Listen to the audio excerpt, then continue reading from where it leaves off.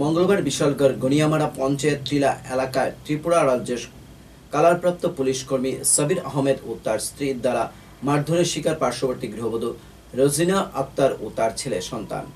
খবর পেয়ে অগ্নি নির্বাপক দপ্তরের কর্মীরা ঘটনাস্থলে ছুটে গিয়ে রক্তাক্ত অবস্থায় গৃহবধূ ও তার শিশু সন্তানকে উদ্ধার করে বিশালগড় মহকুমা হাসপাতালে নিয়ে আসে। খবর পেয়ে ঘটনাস্থলে চলে যায় বিশালগড় থানার পুলিশ। এদিকে অভিযুক্ত পুলিশ কর্মী ও তার স্ত্রী কঠোর শাস্তির দাবিতে সোচ্চার হল এলাকার মানুষজন। অন্যদিকে রাজ্যের কারাপ্রাপ্ত পুলিশ সাবির আহমেদ বুক ফুলিয়ে রাস্তায় চলাফেরা করছে।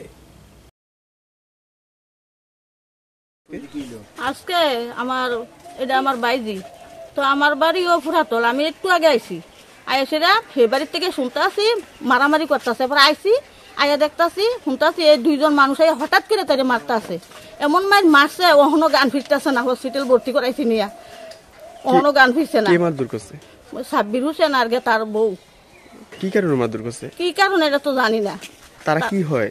তারা কিচ্ছু হয় না, শুধু শুধু মারধর করছে। শুধু মারধর করছে। কিছু তো একটা আছে, কিছু দেখতে আছে। মানে মনে করেন স্বামী স্ত্রী তারা বাড়ি বাড়ি একটু ঝগড়া টাকরি করছে, করণে কি হয়েছে কি না মনে খুব একটা স্বামী যাই হেন তার কাছে কইছে কোনো কিছু কথা হেফরাইয়াত এই মায়ের মার সাথে। স্বামী মারধর করছে না? না, স্বামী মারধর করছে না, স্বামী বাড়ি তো আসিল না।